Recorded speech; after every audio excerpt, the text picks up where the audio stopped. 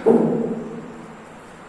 Student, मैं दुर्गेश वर्मा आपको मेरे YouTube channel biology classes bye Durgesh sir में आपका स्वागत करता हूं। मैं आज पुनः एक नया वीडियो अपलोड करने जा रहा हूं और ये वीडियो जो है ये है क्लास 9th का। और इस क्लास में जो हम लोग लेसन स्टडी करेंगे वो होगा लेसन 3rd, जिसका नेम है हेल्थ एंड डिजीज। इससे पहले मैंने अपने प्रीवियस वीडियो में इस लेसन के कुछ टॉपिक को मैंने बताया था, जैसे मैंने डिफिनीशन बताया था हेल्थ का और दूसरा डिजीज, दोनों का डिफिनीशन मैंने बताया था। आज उससे हम आगे स्टडी करेंगे। तो फर्स्टली हम लोग डिजीज का स्टडी करेंगे और उसके बाद उसके टाइप्स को स्टडी करेंगे। तो चलिए उसके बारे में हम लोग जाने। तो फर्स्टली डिजीज मैंने डिफाइन किया था, उसके साथ एक और डिफिनीशन हम ऐड कर सकते हैं डिजीज में, और वो डिफिनीशन यह है एनी डिस्टरबेंस। अगर आप any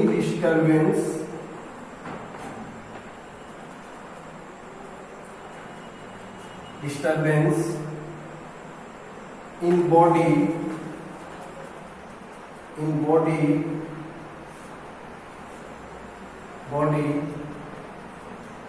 organ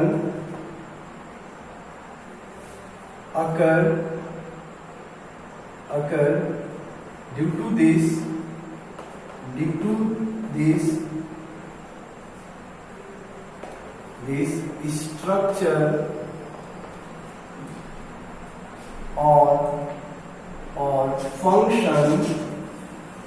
function of body change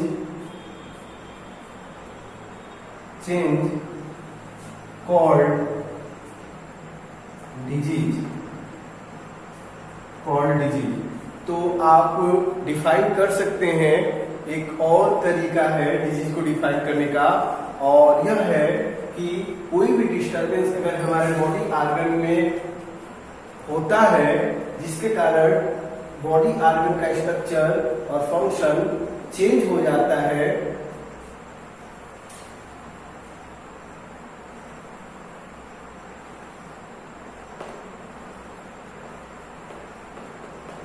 is become change called disease. तो ये कहलाता है आपका डिजीज। तो आप क्लियरली डिफाइन कर सकते हैं कि कोई भी डिस्टरबेंस हमारे बॉडी में ऑर्गन में होने से हमारे बॉडी के पार्ट्स जो होते हैं या ऑर्गन होते हैं उनके स्ट्रक्चर या उनका फंक्शन चेंज हो जाता है, तो इसको हम डिजीज के नेम से जानते हैं। तो ये क्लियर हो गया। ओके, वहां आप ये भी सही था, आपका फंक्शन ऑफ बॉडी चेंज तो भी सही रहेगा, और ये भी आप यूज करते हैं is become change called disease, तो ये भी सही है, कोई प्रॉब्लम नहीं होना चाहिए। अब इसके बाद हम लोग आगे जो स्टडी करेंगे वो होगा हम लोग का टाइप्स ऑफ डिजीज। तो चलिए नेक्स्ट टॉपिक हम लोग इसमें स्टडी करें, वो है टाइप्स ऑफ डिजीज। तो डिजीज के टाइप्स को आप बता सकते हैं। Disease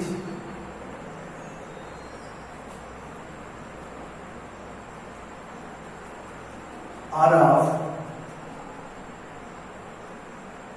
diseases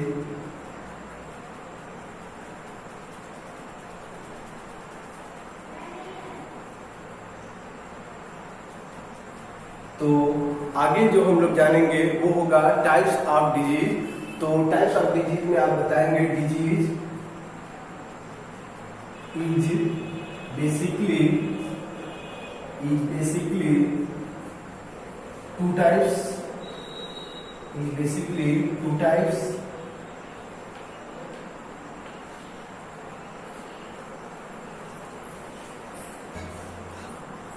acute disease and chronic disease. दो टाइप्स का आपका डिजीज होता है, आप बता लेंगे। तो चलिए फर्स्टली हम लोग स्टडी करेंगे acute disease and then we study about chronic disease. इसको जानने से पहले एक छोटा सा नोट्स आपको मैं बताने जा रहा हूं, उसको समझ लीजिए।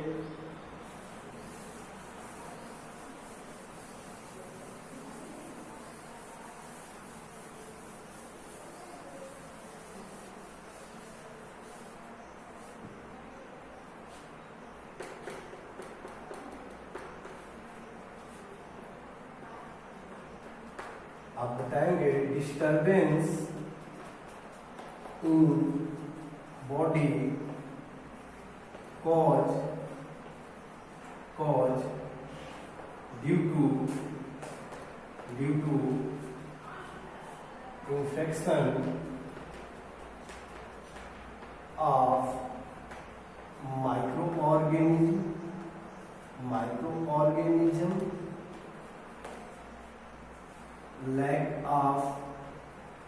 lack of nutrient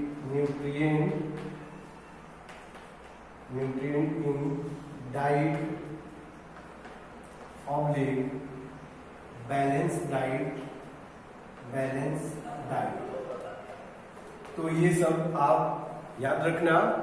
जैसे मैंने अभी डिफिनीशन दिया था आपको डिजीज का, तो उस डिफिनीशन में आपको मैं ये बता नहीं पाया, तो इसलिए मैं यहाँ बता रहा हूँ कि अगर कोई पूछेगा कि ये डिस्टर्बेंस जो होता है ये कैसे होता है, तो आप बता सकते हैं हमारे बॉडी में जो डिस्टर्बेंस होता है, फर्स्ट होता है माइक्रो ऑर्गेनिज्म के इन्फेक्शन से होता है, और सेकंड जो होता है वो न्यूट्रिएंट की लैकिंग से होती है, और बैलेंस डाइट जो हमारे फूड में कार्बोहाइड्रेट है, प्रोटीन है, फैट है, विटामिन्स हैं, तो मिनरल्स है, अगर इनको हम प्रॉपर वे में नहीं लेते हैं, जितनी अमाउंट हमारे बॉडी को नीड है अगर हमें नहीं मिलता है, तो वो हमारा होता है लैक ऑफ बैलेंस डाइट और लैक ऑफ न्यूट्रिएंट। तो इसमें आपका हो जाएगा, अगर हमारे डाइट में कार्बोहाइड्रेट की लैकिंग है या हमारे डाइट में प्रोटीन की लैकिंग है, तो इसके कारण भी हमारे बॉडी जो पार्ट्स होते हैं, बॉडी ऑर्गन जो होते हैं, उनका स्ट्रक्चर और या उनका फंक्शन प्रॉपर वे से नहीं हो पाता है, और उसके कारण हमें डिजीज कॉज होता है। यही है आपके डिजीज कॉज का रीजन। तो कंफर्म हो गया।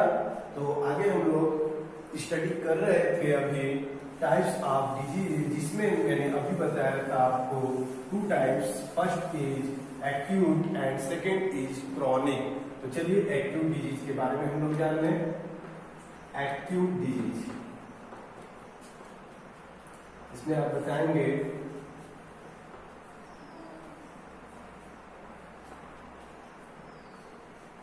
those disease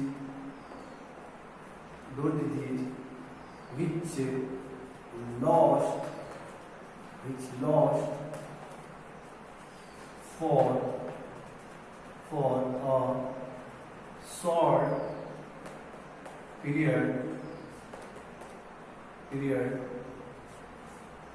short period of time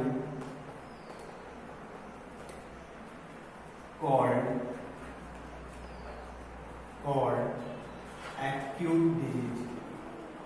acute disease। आप बता सकते हैं those disease which lost for a short period of time called acute disease। For example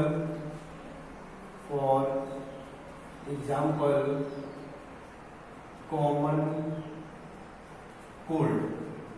for example में हो जाएगा आपका कॉमन कोल्ड। कॉमन कोल्ड जो डिजीज होता है ये लॉस्ट हो जाता है कुछ टाइम के बाद, तो ये आपके इसमें इंक्लूड किया गया है, ये इंक्लूड किया गया है आपके एक्यूट डिजीज में। तो क्लियर हो गया आपको। सेकंड होगा वो है आपका क्रॉनिक डिजीज। सेकेंड जो डिजीज हम लोग स्टडी करेंगे वो होगा हम लोग का chronic disease.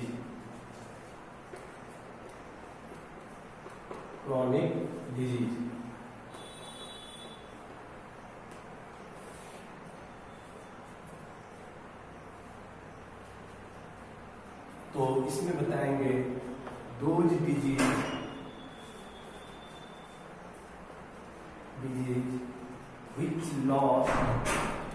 which lost for long period of time called chronic disease, chronic disease. तो अगर कोई डिजीज लॉस्ट जो होता है, लॉन्ग टाइम पीरियड के बाद लॉस्ट होता है, तो वो आपका होता है क्रॉनिक डिजीज, और जो कुछ ही टाइम के बाद ठीक हो जाता है, सही हो जाता है, वो हमारा होता है एक्यूट डिजीज। तो ये आप बता सकते हैं। मैं आशा करता हूँ कि आपको समझ में आ गया होगा। तो ये है क्रॉनिक डिजीज। ऐसे पहले जो था इसका फॉर एग्जांपल में हो जाएगा, आप इसमें फॉर एग्जांपल में बता सकते हैं कैंसर, टीबी। ये जो डिजीज होते हैं ये लॉस्ट होते हैं बहुत समय के बाद, तो ये होते हैं हमारे क्रॉनिक डिजीज। और जो कुछ ही समय के बाद सही भी हो जाते हैं वो हमारे होते हैं एक्यूट डिजीज। तो क्लियर हो गया आप लोग को। इसके बाद हम लोग नेक्स्ट जो स्टडी करेंगे वो होगा हमारा इमीडिएट एंड कंट्रीब्यूटरी डिजीज में ही। आगे हम लोग जो डिजीज कॉज के बेसिस पे हम लोग स्टडी करेंगे, एक होगा हमारा इमीडिएट और एक होगा कंट्रीब्यूटरी। तो इमीडिएट में क्या होता है कि जो भी डिजीज कॉजिंग एजेंट होता है ये डायरेक्टली आपके बॉडी में इंटर कर जाता है और डिजीज कॉज करने लगता है, तो होता है आपका इमीडिएट कॉज, ठीक ना। और दूसरा जो होता है वो होता है कंट्रीब्यूटरी। और कंट्रीब्यूटरी जो होता है ये हमारे बॉडी में जो भी माइक्रो ऑर्गेनिज्म इंटर करते हैं, जो डिजीज कॉज करते हैं, वो with the help of dirty water, contaminant food के हेल्प से इंटर करके आपको डिजीज कॉज करते हैं, तो हो जाता है कंट्रीब्यूटरी। तो अगर डिजीज कॉज में ही अगर आपसे कोई पूछेगा कि किस तरीके से डिजीज कॉज होता है, तो दो एक्शन आप बता सकते हैं, एक होगा इमीडिएट कॉज और एक होगा आपका कंट्रीब्यूटरी। इमीडिएट कॉज में आप बताना कि when the pathogen micro organism enter in body and cause the disease, this is called as immediate. And when the microorganism enter in the body by the using or taking the dirty water and contaminated food, this is called as contributory. तो यहाँ तक आपको clear हो गया। तो यहीं पर मैं एक बार लिख दे रहा हूँ,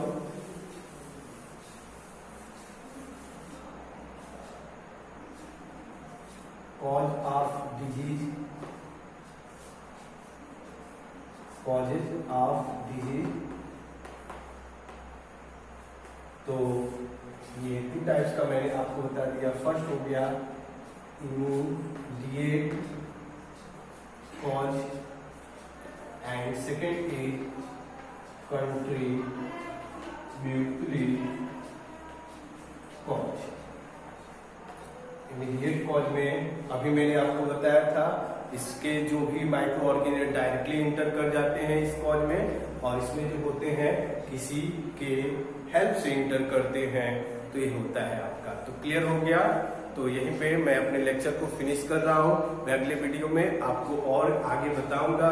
मैं आशा करता हूँ कि आपको समझ में आ गया होगा। Okay, thank you.